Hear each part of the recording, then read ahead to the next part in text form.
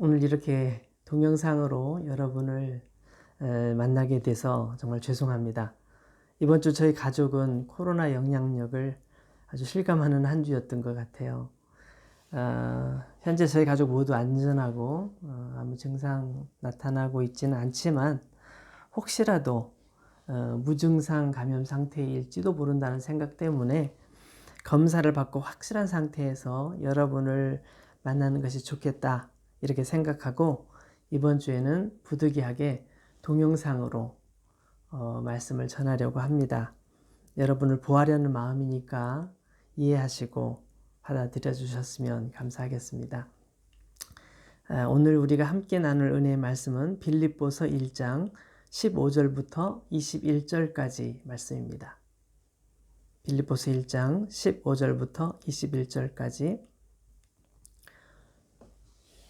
어떤 이들은 투기와 분쟁으로, 어떤 이들은 착한 뜻으로 그리스도를 전파하나니 이들은 내가 복음을 변증하기 위하여 세우심을 받은 줄 알고 사랑으로 하나 그들은 나의 매임에 괴로움을 더하게 할 줄로 생각하여 순수하지 못하게 다툼으로 그리스도를 전파하느니라. 그러면 무엇이냐? 거칠애로 하나 참으로 하나 무슨 방도로 하든지 전파되는 것은 그리스도니 이로써 나는 기뻐하고 또한 기뻐하리라. 이것이 너희의 간구와 예수 그리스도의 성령의 도우심으로 나를 구원에 이르게 할 줄 아는 거로 나의 간절한 기대와 소망을 따라 아무 일에든지 부끄러워하지 아니하고 지금도 전과 같이 온전히 담대하여 살든지 죽든지 내 몸에서 그리스도가 존귀하게 되게 하려 하나니 이는 내게 사는 것이 그리스도니 죽는 것도 유익함이라. 아멘. 빌립보서는 사도 바울이 감옥에 갇혀 있으면서 기록한 성경이기 때문에 옥중서신이라 이렇게 부릅니다. 바울이 옥에 갇혔다는 소식이 전해졌을 때 바울을 통해서 예수를 믿게 된 사람들은 예수 그리스도의 복음을 전하던 바울의 그 위대한 사역을 멈춰서는 안 된다는 그런 생각으로 강한 책임감을 가지게 되었습니다. 그래서 바울처럼 열심히 복음을 전했습니다. 사도 바울이 우리에게 복음을 전해준 것처럼 우리도 바울을 대신해서 바울의 사역을 계속해야 돼. 우리가 복음을 전해야 돼. 우리가 받은 은혜를 사람들과 나눠야 돼. 이런 마음으로 빌립보 교회 성도들은 열심히 복음을 전하고 있었습니다. 그러나 바울을 시기하고 바울을 미워하는 사람들, 그런 사람들, 바울을 경쟁 상대로 생각했던 그런 사람들은 이것을 기회라고 생각했습니다. 바울이 감옥에서 꼼짝 못하고 있는데 잘 됐어. 우리가 더 실력 있다는 것을 보여주겠어. 바울보다 자신들이 더 복음을 잘 전하는 능력자들이라는 것을 검증해 보여주고 싶어 했습니다. 그래서 사방으로 돌아다니면서 전도를 한 거죠. 우리가 바울보다 더 잘할 수 있어. 두고 보자고. 우리가 더 많은 실적을 낼 거야. 그랬던 거죠. 바울 편에 서서 예수님을 전하던 사람들은 그런 모습을 보면서 몹시 불편했던 것 같아요. 그렇지만 바울은 그 소식을 듣고 나서 이렇게 말합니다. 나는 괜찮아요. 아니, 오히려 모두에게 감사할 뿐이죠. 나를 시기해서 투기와 분쟁으로 복음을 전하는 것도, 또 나를 사랑하는 마음으로 착한 뜻으로 복음을 전하는 것도 결과적으로 보면 다 예수님이 전해지는 거 아니에요? 난 좋아요. 난 감사할 뿐이죠. 복음을 듣지 못한 사람들에게 복음을 전하는 거 얼마나 위대한 일이에요. 그걸 왜 제가 싫어하겠어요? 저는 그저 감사할 뿐이고요. 거칠애로 하든지 정말 진심의 마음으로 하든지 무슨 방법으로 하든지 전파되는 것은 예수님이기 때문에 그래서 나는 이것 때문에 기뻐하고 또 기뻐할 겁니다. 난 기쁩니다. 사도 바울은 그렇게 얘기합니다. 그러면서 20절에 정말 위대한 고백이 나오죠. 20절 말씀 함께 볼까요? 나의 간절한 기대와 소망을 따라 아무 일이든지 부끄러워하지 아니하고 지금도 전과 같이 온전히 담대하여 살든지 죽든지 내 몸에서 그리스도가 존귀하게 되게 하려 하나니. 21절 이는 내게 사는 것이 그리스도니 죽는 것도 유익함이라. 바울의 간절한 기대와 소망. 바울에게는 오직 한 가지 꿈이 있는 거예요. 그것은 내 몸에서 그리스도가 존귀하게 되게 하는 것. 내 몸을 통해서 그리스도가 존귀하게 되신다면 내가 무엇을 주저하고 무엇을 두려워하랴 하는 것이죠. 이것은 바울이라는 한 사람의 생애 전체를 꿰뚫어 놓는 그의 사상인 것이죠. 바울은 자기 자신을 위해 살려고 하지 않았습니다. 예수 그리스도를 위해서 사는 것이 자신의 최고의 삶의 목표이자 꿈이었어요. 좀 평범하진 않죠. 평범하진 않아요. 그리스도가 자신의 삶의 중심에 있었어요. 자기 자신을 위해서 사는 것이 아니라 오직 그리스도를 위한 삶으로 살아가는 삶을 살기를 그는 원했던 거죠. 바울이 언제부터 이런 삶을 살게 됐죠? 처음부터 그랬나요? 어렸을 때부터? 젊었을 때부터? 그가 처음부터 그랬던 건 아니에요. 그의 젊은 날은 증오심 또는 자신에 대한 우월감 이런 것으로 가득했던 삶을 사는 것을 볼 수가 있습니다. 마치 자신의 판단이 가장 정의로운 것처럼 나의 판단이 가장 정확한 것처럼 자신이야말로 정의의 사자인 것처럼 세상을 심판하려는 자신감으로 충만했던 사람이 사도 바울이었습니다. 그래서 사도행전 9장에 보면은 사도행전 9장에 등장하는 이 사울의 모습은 그리스도인들에 대한 위협과 살기가 가득한 그런 사람이라고 기록되어 있습니다. 사도행전 7장에 보면은 초대교회의 7명의 집사님 중에 한 분이셨던 스데반 집사님께서 순교하시는 장면이 나옵니다. 많은 사람들이 모여서 스데반 집사님을 향하여 돌을 던졌습니다. 스데반 집사님 그 돌을 맞으면서 순교하시죠. 참 놀라운 것은 스데반 집사님께서 순교하시는 그 순간에도 자기에게 돌을 던지는 그 사람들을 위하여 기도하고 그 사람들을 용서하고 또 하나님께 그들을 위해 축복하는 기도를 하고 있다는 것입니다. 참 그리스도인들의 힘은 대단합니다. 정말 진정한 그리스도인으로서 살아가는 사람들은 자기 자신에게 돌을 던지는 사람들에게조차도 축복하고 기도하고 그들을 사랑할 수 있는 것이 그 위대한 능력이죠. 그러나 그 현장에 있었던 바울은 어떤 사람이었습니까? 바울은 그 현장에서 그 스데반 집사님에게 돌을 던지면서 그것이 정당하다고 생각하고 있었습니다. 성경의 내용을 자세히 읽어보면 그는 주동자였던 것 같습니다. 주동자 중에 한 사람이었던 이 바울. 그는 그리스도인들을 혐오하고 있었고 그리스도인들을 죽이기를 원했고 그들을 죽이는데 살기가 등등했던 사람이었던 거죠. 그러던 그가 어떻게 변화가 됐어요? 그의 변화는 예수님과의 만남에서부터 시작됩니다. 사도행전 9장에 그것이 자세히 나와 있는데 바울을 처음 만나 주신 예수님께서 먼저 찾아오셨죠. 예수님께서 바울을 먼저 만나 주셨어요. 그리고 바울을 만나 주신 예수님께서 그에게 하셨던 첫 번째 말씀은 사울아, 사울아, 내가 어찌하여 나를 박해하느냐. 예수님의 부드러운 음성이셨습니다. 부드러우신 주님의 음성을 듣고 나서 그는 주님을 만나게 되죠. 주님이 어떤 분인지를 몸으로 체험하게 됩니다. 자신이 여태껏 생각했던 주님이 아니라는 것을 그는 알게 됐습니다. 그는 자신이 어떤 사람인지를 깨닫기 시작합니다. 아, 내가 의인이 아니었구나. 내가 정의의 사자가 아니었구나. 나는 죄인이었구나.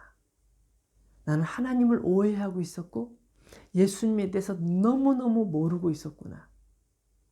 이것이 그 스스로를 깨닫게 되는 놀라운 사건이죠.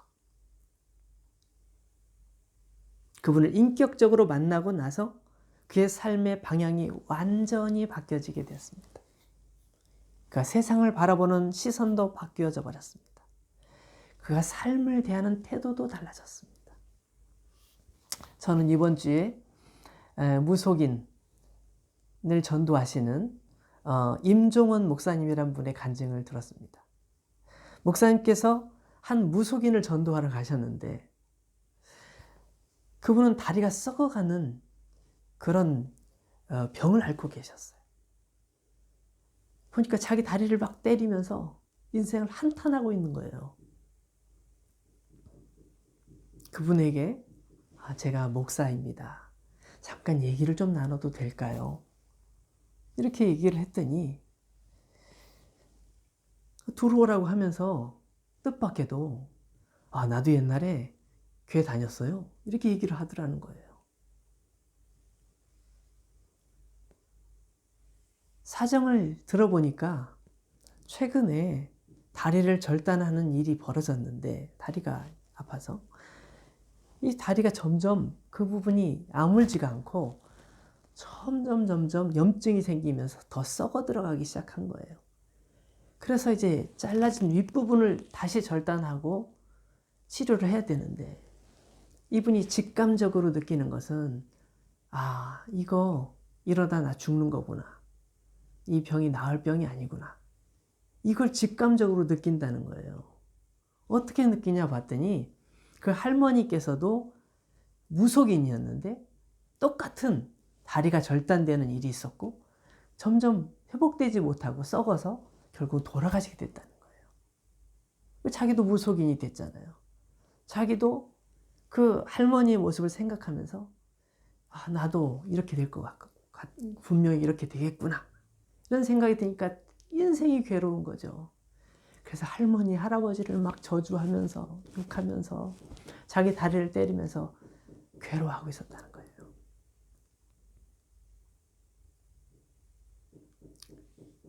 근데 예수님을 믿었다고, 교회를 다녔다고 하는데 그럼 예수님에 대해서 어떻게 압니까? 당신이 아는 예수님은 어떤 분이었습니까? 라고 질문을 했더니 대답을 잘 못하는 거예요. 글쎄요, 뭐 예수님은 좋은 분 아닙니까? 예수님은 뭐 하나님이 뭐이고 그렇잖아요. 뭐 이런 식으로 제대로 알지 못하는 거예요. 그래서 이 목사님께서 약속을 했어요. 제가 일주일에 2번씩 당신을 찾아와도 되겠습니까? 저하고 얘기를 같이 하면 어떻겠습니까? 그러면서 이 목사님께서 예수님을 믿게 된 얘기, 목사님께서 예수님을 만난 얘기, 그리고 목사님이 알고 계신 예수님이 어떤 분이신지를 얘기하기 시작했어요. 예수님은 그리스도이십니다. 그리스도란 말은 우리를 구원하시는 구원자라는 뜻입니다. 우리의 모든 죄 허물을 용서하시기 위해서 이 땅에 오셨고 우리의 모든 병을 치료하기 위해서 오셨고 악한 마귀를 멸하기 위해서 이 땅에 오신 분이 예수님이십니다. 그래서 예수님을 믿으면 소망이 있고 예수님을 마음속에 영접하면 희망이 있습니다. 살 수 있습니다. 예수님을 지금 마음속에 모시겠습니까? 방법이 없잖아요. 그렇게 할게요. 저도 한번 예수님 다시 한번 믿어보겠습니다. 목사님 말씀하시는 그 예수님 저도 한번 믿어볼게요. 그래서 같이 예수님을 마음속에 영접하는 기도를 했습니다. 그리고 이제 다음에 약속 잡은 날짜에 가가지고 다시 이제 또 만난 거예요. 근데 만났는데 이분이 만나러 갔더니 휘파람을 불고 있다는 거예요. 그래서 무슨 일입니까? 했더니 제 속에 동자 귀신이 있는데, 동자 귀신 둘이 있는데 그 중에 하나가 나갔어요. 그러는 거예요. 아직 동자 귀신 하나가 남아 있는 거죠. 또 다시 복음을 얘기했어요. 복음이라는 것은 예수님이 그리스도라는 겁니다. 예수님이 당신의 구주십니다. 당신에게 예수 그리스도가 계시다면 당신은 살 길이 있는 겁니다. 당신 안에 예수 그리스도가 계시기 때문에 동자 귀신 하나가 떠난 거 아닙니까? 희망이 있습니다. 당신 마음속에 예수님을 굳건하게 의지하십시오. 예수님에 대해서 또 얘기를 계속 한 거예요. 예수님은 그리스도이십니다. 하나님의 아들이십니다. 3일 만에 다시 살아나셨고 마귀를 멸하러 오셨습니다. 당신 속에 있는 귀신, 마귀 다 하나님께, 예수님께서 물리치시기 위해서 오신 것입니다. 그리고 다시 찾아갔어요. 나중에 또 찾아갔어요. 그랬더니 두 번째 동자 귀신이 나갔다는 거예요.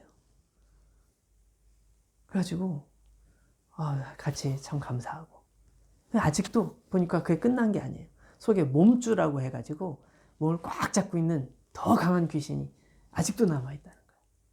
걱정하지 말라고, 예수님을 의지하라고, 예수님은 그리스도시라고, 예수님이 당신 속에 있는 모든 것들을 깨끗게 치료하실 거라고, 이렇게 목사님께서는 말씀을 전하시고 함께 얘기를 나눴어요.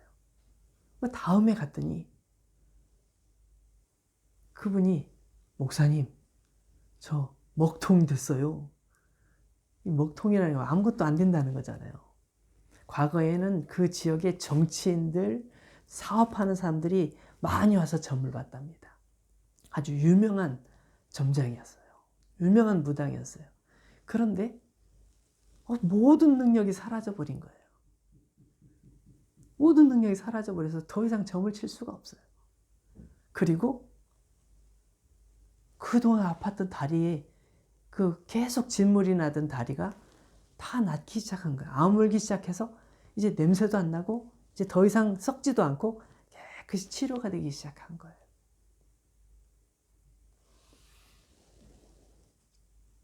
(3주) 동안 계속 만나면서 진물이 흐르던 것이 다 나아버리고 다 깨끗하게 치유된 거예요. 이제는 내 신당을 다 치우겠습니다. 그 무당집을 깨끗이 다 청소하고 그러고 나서 새로운 인생을 시작했다는 그런 얘기를 들었어요. 여러분, 예수님을 알지 못할 때, 그가 어렸을 때 교회를 나갔다고 했지만, 예수님에 대해 들어봤다고는 하지만 본인이 예수님을 몰랐던 거죠. 예수님을 알지 못하니까 그렇게 이상한 신을 섬기고 엉뚱한 길로 다니는 거예요. 근데 예수님을 만나고 나니까, 예수님을 모셔드리고 나니까, 정말 예수님을 인격적으로 만나고 나니까 그의 삶이 완전히 달라지고 그의 몸이 달라지고 그 인생의 모든 것이 달라진 것이죠. 그가 비록 귀신의 능력을 힘입어서 막 사람들의 미래를 예언하는 능력, 그런 거 다 사라졌지만 그가 진정한 자유를 누리는 거죠. 그리스도 안에서 참된 자유를 누리는 거죠. 그의 몸이 더 이상 귀신의 노예가 돼서 귀신에게 끌려다니거나 인생의 운명에 맡겨 사는 것이 아니라 하나님께 주신 새로운 삶을 살게 된 거죠. 여러분, 사도 바울도 마찬가지입니다. 역시 바울도 예수님을 알지 못하다가 예수님을 만난 후에 그의 삶은 완전히 달라지게 되었습니다. 우리가 주님을 만나야 되는 이유를 바울은 설명해 주고 있는 것입니다. 우리가 주님을 만나야 되는 이유, 여러분, 사도 바울은 자기 삶의 우선순위가 달라졌습니다. 내가 나를 위해서, 나의 성공을 위해서, 난 정말 더 훌륭한, 더 유명한 랍비가 될 거야. 사람들에게 존경받는 사람이 되고야 말 거야. 내가 모든 사람들에게 하나님 말씀 증거하고 막 뭔가 내가 위대한 삶을 살아야지, 이렇게 생각을 했었는데 그 모든 삶을 다 내려놓게 됐습니다. 세상을 보는 가치관이 변화되고 자기 자신을 바라보는 자기 자신에 대한 태도도 달라졌습니다. 이것을 설명할 수 있는 유일한 대답은 그 예수님을 만났다는 거예요. 예수님을 진정으로 만났고 인격적으로 만났고 예수님과 깊은 교제를 이루는 삶을 살게 됐다는 것입니다. 삶의 목적이 바뀌니까 하나님께서 그를 통하여서 세상을 변화시키는 위대한 하나님의 사람이 되도록 그를 바꿔주셨습니다. 근데 이제 바울의 간절한 기대와 소망은 뭐냐? 오늘 말씀 한번 다시 볼까요? 나의 간절한 기대와 소망을 따라 아무 일에든지 부끄러워하지 아니하고 지금도 전과 같이 온전히 담대하여 살든지